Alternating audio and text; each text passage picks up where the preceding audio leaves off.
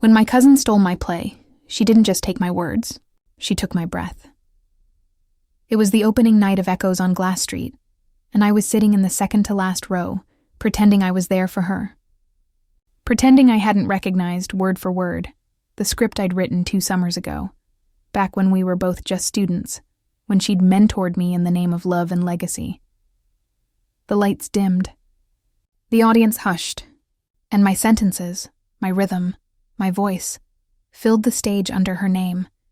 Some memories are like houses, the actress began, her voice trembling the way mine had when I'd first rehearsed that line in the dorm common room. You walk through the rooms and every wall remembers what you said. Applause rippled through the crowd.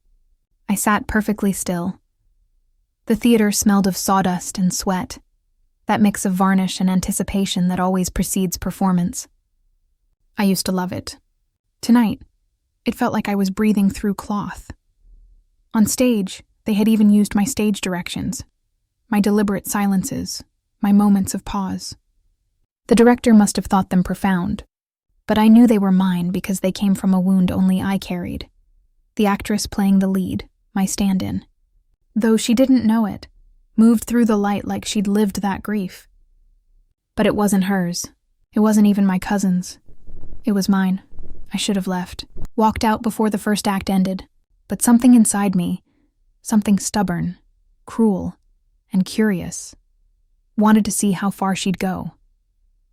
When the curtain fell for intermission, people rose for wine and chatter. I stayed seated. A man 2 rows ahead turned to his companion and said, "God, Lila's talent is just untouchable. Who writes like that at 28? I wanted to say I do, but the words caught like glass in my throat. Lila found me after the show. Of course she did. She glowed under the marquee lights, radiant with false humility. Her lipstick matched the theater's red velvet drapes. "You came," she said, as though we hadn't spoken in years. "You didn't tell me you'd be here." "I didn't know if I could stomach it," I said before I could stop myself. Her smile faltered, just for a flicker. Then it returned, professional, polite. "I'm glad you did," she said. "It means a lot. It meant nothing. She had been my mentor once, the person who'd told me to write about what only I could know." We'd spent hours in late-night cafes, her notebook between us, red pen slicing through my drafts while she whispered, "You're so close, Mira. You're almost there. Almost there." Close enough for her to reach across the finish line and sign her name. That night, I went home and found my old laptop. The one with the cracked hinge and the coffee stain on the keyboard. I opened the folder labeled Theater Program 2019. Inside were drafts, notes, early dialogues, all time-stamped.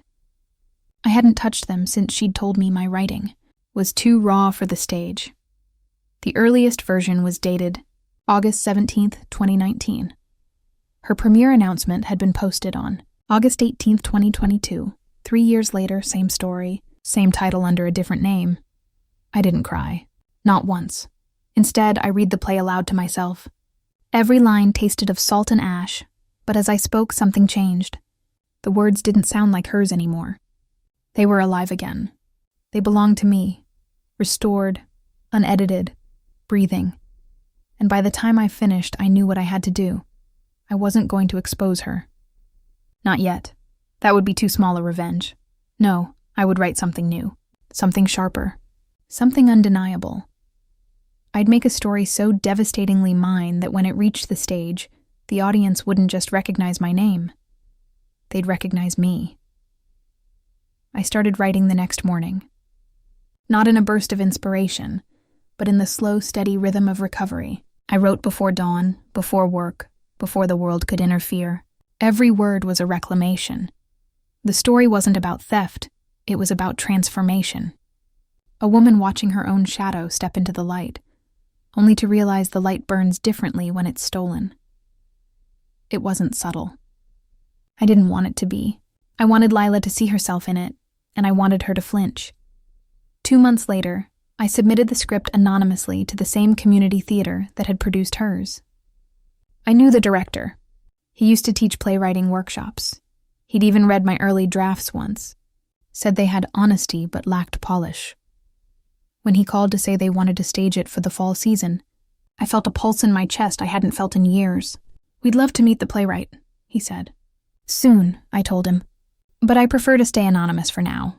Let the words speak first," he agreed. Art loves mystery. In the months that followed, I attended rehearsals quietly, seated in the back as production assistant. No one recognized me. Lila wasn't involved. She was too busy touring her stolen success. The actors spoke my words again, but this time, I had control. Every line landed differently now, not as confession, but as confrontation. There was one scene in particular, where the protagonist tells her rival, "You can steal a story, but you can't steal the wound it came from." The actress delivered it with trembling intensity. The director clapped his hands. "Perfect," he said. "It's so personal, so real." I smiled to myself. It was real. The premiere date was set for March 14th. Same stage, same lights, different ghost. As opening night approached, rumors spread. People whispered that the new play felt like a response to something, that it was too pointed, too raw, too familiar, and when the posters went up, the title made them certain. Glass Street, Revisited, by Anonymous. The morning of the show, Lila posted on social media, so excited to see what this anonymous writer does with such a similar concept. "Art inspires art, right?" I didn't reply. I just ironed my dress, printed my program, and took my seat in the audience. Second to last row, same as before. When the curtain rose, the theater fell silent again. But this time, the silence belonged to me. The play opened with a line I'd written the night I saw hers for the first time. "Some thieves think they've won when they take the story. They forget, every story leaves fingerprints." The audience gasped softly, some in recognition, others in confusion. But I didn't look at them. I looked toward the back, where Lila stood by the door, pale under the amber lights, and as the play unfolded, her stolen story unraveled, reversed, rewritten, reclaimed. Scene by scene, I peeled the fiction away, leaving her exposed in the truth of what she'd taken. It wasn't accusation, it was artistry. Every word turned into evidence. When the final line echoed through the stage, the actress whispered, "The curtain falls, but the story keeps watching." Applause followed, hesitant at first, then thunderous, and somewhere in the crowd, I knew Lila realized that for the first time in her life, she wasn't the one being watched, she was the one being seen. The night after Glass Street, Revisited, premiered, I didn't sleep. I sat at my kitchen table with the program still open beside a half-finished cup of tea, rereading the names of every actor, every crew member, every line of acknowledgement that should have been mine 3 years ago. But this time, the words weren't stolen. They were earned. By morning, the city's small theater world was buzzing. Anonymous playwright, a revenge piece, a shadow production. People loved a mystery, especially one dripping with art and scandal. Local blogs wrote, "Whoever wrote Glass Street, Revisited, has an axe to grind and a gift for turning pain into poetry." Even the Chronicle ran a headline, "Echoes on Glass Street, the sequel that stole the show." They didn't use Lila's name, but they didn't have to. Everyone in our town's art scene knew who the original belonged to. A week later, the theater scheduled an encore run. The tickets sold out in hours. The director called me. He still didn't know my real identity, and said, "Anonymous, you're causing quite a stir. Any chance we could convince you to step into the light?" "Not yet," I said. "The story isn't done watching." He laughed, thinking it was a poetic line. But I meant it, because now it wasn't just my story. It was my move. 3 nights later, I ran into Lila at the cafe near the theater. She looked smaller. Not physically, but the kind of smallness that comes when someone realizes the mirror they've been posing in is cracked. She smiled, but the effort showed in her eyes. "Congratulations," she said. "Or should I say, on behalf of whoever wrote your response piece." "It's not a response," I said, stirring my coffee. "It's a continuation." "Of what?" she asked. "Of the truth." Her jaw tightened just slightly. Then she leaned forward, lowering her voice. You think you're clever, but art isn't about ownership. It's about interpretation. Funny, I said. That's what thieves say about locked doors. For a moment, I saw the flash of who she used to be, the woman who once read my pages by candlelight, telling me I was almost there. Now she was just trying to catch up. That night, I visited the rehearsal room again. The cast was preparing for the encore, running scenes with the director. I slipped in quietly, pretending to take notes. Anonymous will be pleased, one of the actors said.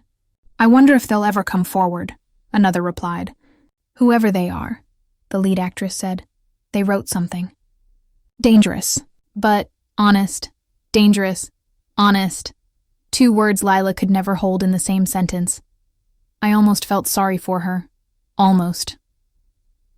By the second weekend, Glass Street, Revisited, had become the most talked about local play in years. It wasn't just a production. It was a phenomenon.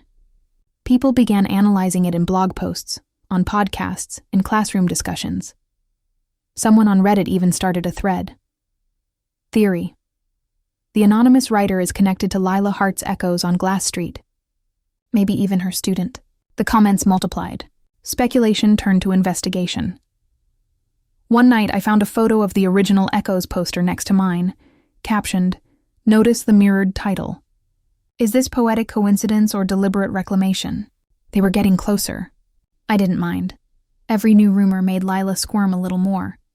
Then came the call from the director. We've been invited to perform at the Regional Playwrights Festival, he said, breathless with excitement. It's a huge opportunity. I know you want to stay anonymous, but they'll need a name for the program. Use mine, I said. Mira Hart, silence. Wait, he said slowly.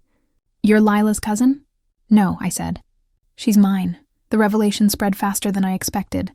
Within hours, social media caught fire. Lila Hart's cousin is the mysterious playwright. The student outshines the mentor. Revenge in real time. Lila posted a long statement online about artistic inspiration and shared creative journeys. It was careful, wordy, polished, but it didn't matter. The story had already turned against her, and I hadn't said a single cruel word. The truth was doing the work for me. When the festival began, I arrived with the cast, standing in the wings as the lights dimmed once again. This time, there were reporters in the audience, critics from bigger cities, faces I'd only ever seen on glossy pages. As the performance unfolded, I watched them lean forward, the kind of collective leaning that means something real is happening on stage. And when the play ended, the applause didn't stop. It built, wave after wave, until it felt like the walls were breathing with it. The director pulled me onto the stage. I hadn't planned to go up, but my feet carried me anyway.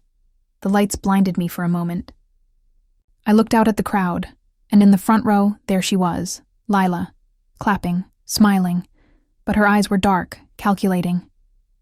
I bowed, and the applause grew louder. It sounded like a storm finally breaking. Afterward, she cornered me in the hallway behind the stage. You win, she said. Her voice was soft, steady. It's not about winning, I replied. It's about remembering who wrote the first line. You think the world cares about that? She asked. They'll move on. They always do. Fame is just wind, you can't hold it. Maybe not, I said. But truth stays in the air longer than you think. That night, I returned home to my small apartment, exhausted but alive in a way I hadn't felt since I was a teenager, scribbling stage directions in the margins of school notebooks. I placed both programs, hers and mine, side by side on my desk. Hers was glossy, gilded, confident. Mine was simple, printed in black ink on matte paper. I stared at them for a long time, then reached for a pen and wrote across her cover, Every curtain falls eventually. Then I closed the drawer. But the story didn't end there. Because the following week, a journalist from the Chronicle called. He wanted to write a feature on me, the playwright who turned betrayal into art. I said yes, and when the article went live, the headline read, Mira Hart on taking back the stage. He quoted me saying, Forgiveness is a form of silence. I prefer dialogue.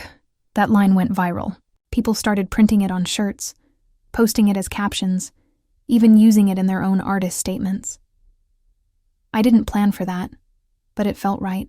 Theater had given me a voice again, and I had no intention of lowering it. The next time I saw Lila, she was attending someone else's premiere, an adaptation of an adaptation. She smiled for the cameras, but I noticed the weariness in her movements, the way she lingered in corners instead of commanding them. Our eyes met across the lobby. For the first time, she looked away first. That night, I returned to the empty rehearsal room, the one that had become my sanctuary. The ghost light burned softly in the center of the stage, casting long, thin shadows across the floor. I walked toward it, touched the metal pole, and whispered, "We did it, didn't we?" The light flickered, as if answering. Then I sat down, pulled out my notebook, and began a new story. Not about revenge this time. About inheritance. Because art, in the end, isn't about who steals. It's about who stay. The first time someone called me the next great voice in theater, I laughed. It wasn't the kind of laughter that comes from joy.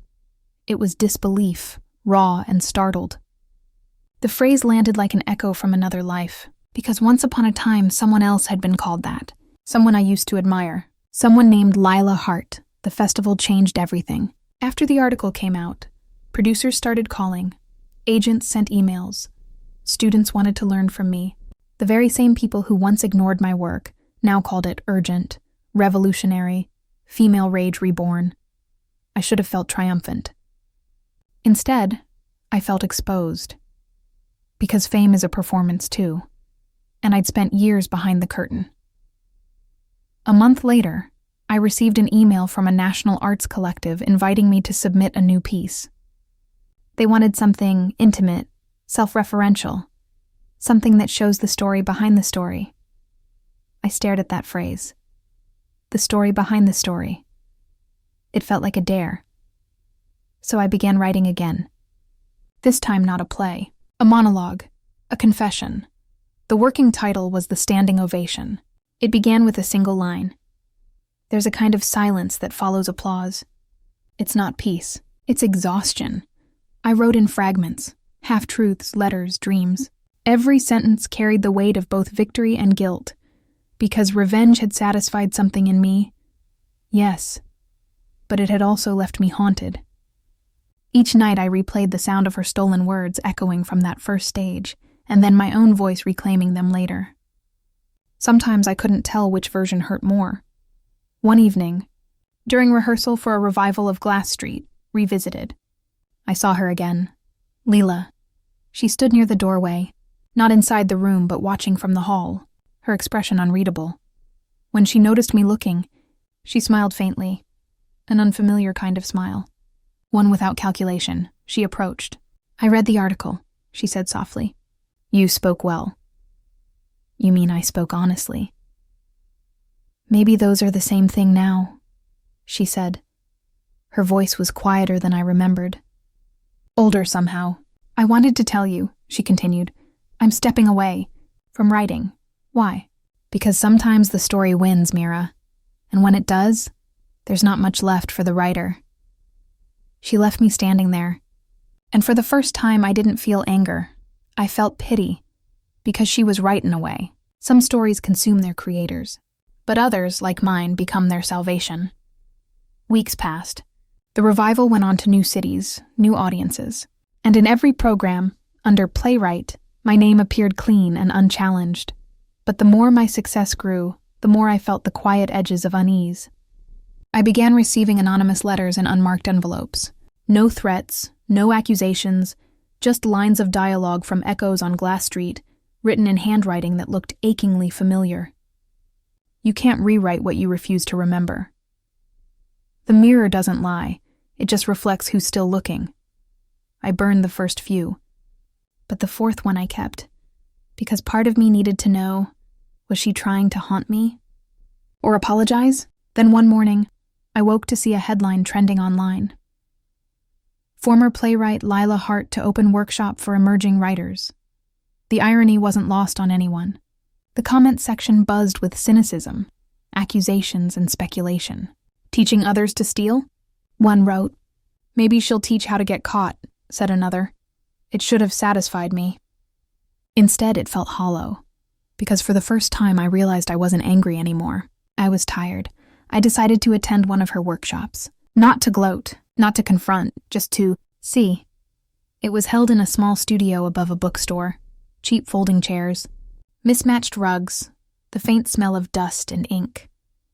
When I arrived, she was already there, helping a nervous student staple pages. She didn't notice me at first, but when she finally looked up, her expression froze, then softened. Mira. I'm here to learn, I said. A few students glanced between us, confused by the tension they didn't understand. She nodded slowly. Then let's talk about authorship, she said, and ownership. What followed was surreal. She spoke about the illusion of originality, the dangers of envy, the hunger for validation. But beneath every polished word, I could hear the confession she wasn't saying aloud. At one point, she paused, looking straight at me. Sometimes, she said, we mistake admiration for possession, and when we take what isn't ours, it doesn't become us. It stains us. The room was silent. No one else realized she was talking about the two of us. But I did. After the workshop ended, she approached me quietly. You've already won, she said. But maybe there's room for both of us to live in the aftermath. I'm not trying to bury you, Lila, I said. I just needed my story back. You got it, she whispered. More than I ever did. That night, I went home and opened the standing ovation again. But instead of writing about revenge, I rewrote it into something else. Something softer. More human. It became a play about two writers. One who steals because she's empty, and one who writes because she can't forget. It ended not with applause, but with silence. The kind of silence that feels like forgiveness. The production premiered 6 months later. Small theater, dim lights, quiet crowd. But when it ended, the audience rose slowly to their feet. Not in frenzy, but in reverence. A true standing ovation, and somewhere in the back row I saw her again. Lila. She was crying, not bitterly, not brokenly, just freely. I nodded once. She nodded back, and for the first time since that night years ago, it felt like the curtain had really fallen. When I walked outside after the show, the evening air smelled like rain and renewal. The posters fluttered softly in the wind, my name shining under the marquee lights. A reporter called out, Mira!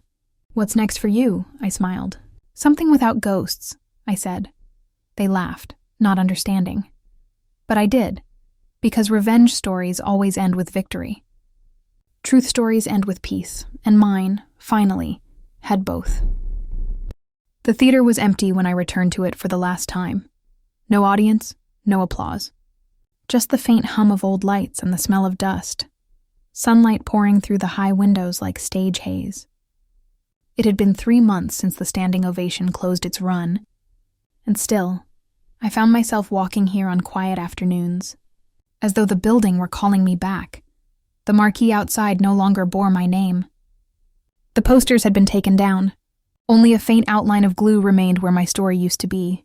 It didn't bother me. I'd learned something about impermanence, that stories aren't meant to be walls, but windows. The caretaker, an old man named Henry who'd been with the theater longer than anyone, nodded as I walked in. Couldn't stay away, huh? He said. Habit, I replied. Or maybe ritual. He smiled. Ghosts like rituals. So do writers. He let me pass, and I made my way down the narrow aisle toward the stage. The wooden boards creaked beneath my steps, as familiar as heartbeat. Standing center stage again, I thought about how everything began. A stolen script. A betrayal dressed as mentorship. A quiet girl who learned to speak through the only language that never betrayed her. Story. I could still feel the ghost of that first night, sitting in the second-to-last row, watching echoes on Glass Street as my own words were spoken by strangers. That pain had been sharp then, pure fire. Now it was an ember, warm but not consuming, because fire too can be tamed if you learn how to hold it. I sat on the edge of the stage, feet dangling. In the silence, I could hear faint echoes, old rehearsals, laughter, arguments, the rhythm of creative chaos that builds something real. And I realized that, somewhere along the way, the revenge had stopped being about Lila. It had become about me, about claiming not just what was stolen, but who I had been when it was taken, about learning that power doesn't always look like punishment. It can look like persistence. There was a box backstage that I'd left there months ago. Inside, programs, drafts, old notebooks, even the first play I ever wrote, the one she'd stolen. I pulled it open and found my original script for Echoes on Glass Street. The pages yellowed and curled at the edges. For a long time, I just held it. It was strange. How something that had once hurt so much could now feel like a relic, proof not of pain, but of endurance. I opened to the first line and whispered it aloud. Some memories are like houses. You walk through the rooms and every wall remembers what you said. The words didn't sting anymore. They sounded healed. That was when I noticed the envelope resting at the bottom of the box. No return name, just my own written in looping script. Mira. I knew that handwriting. My chest tightened as I unfolded the letter. Mira, if you're reading this, it means you came back. Because of course you did. You always return to the scene, not for revenge, but for reflection. I wanted to thank you for telling the truth, for forcing me to see what I had become. I don't expect forgiveness. I only hope that one day when people speak our names, they remember we were both storytellers, just walking different paths toward the same stage. Keep writing, Lila. I stared at the page for a long time. Her handwriting was unsteady, the ink blotched at the edges, as if written in haste or emotion. I didn't cry, but something inside me softened, like thawing frost. Outside, the afternoon light was shifting. Golden hour, the kind of light that makes everything look cinematic. Fleeting, alive. I stood, folded the letter, and slipped it into my pocket. Then I turned toward the empty seats. The same rows that had once watched her name glow above mine, and later, mine above hers. They were all the same color now. Theater doesn't care who owns the light. It only asks that you step into it. I walked downstage, stopped at the mark where the ghost light usually stood, and whispered into the emptiness. Thank you for the lessons, and I meant it, because Lila had taught me that. Creation and destruction often share the same rhythm, and that the only way to break the cycle is to choose to build again. A few weeks later, I received an invitation. It was from the university where she and I had both once studied. They were hosting a symposium on women in modern theater, and they wanted me to speak. I almost declined. But something about it felt full circle, like the story wasn't quite done until I said yes. The lecture hall was bright and sterile, nothing like the dim warmth of a stage. But as I stood at the podium, I felt that same quiet electricity. The audience waited. I began with a simple truth. Stories, I said, are inheritance, not the kind written in wills, but the kind carved into our bones. Some people inherit wealth. Others inherit silence. I inherited the urge to speak. I saw heads nod. Pen scribbling, eyes widening with recognition. I used to think revenge was the opposite of forgiveness. I continued. Now I think it's just another kind of love, an ugly, necessary one. Because when someone takes what's yours, you don't just want justice. You want to feel seen again. The room was silent, waiting for the next breath. But here's what I've learned, I said finally. The best revenge isn't exposure. It's endurance, to outlive the wound, to keep creating, to leave behind something they can't touch. When I finished, the room erupted in applause, but this applause sounded different. Not adoration, understanding, a standing ovation.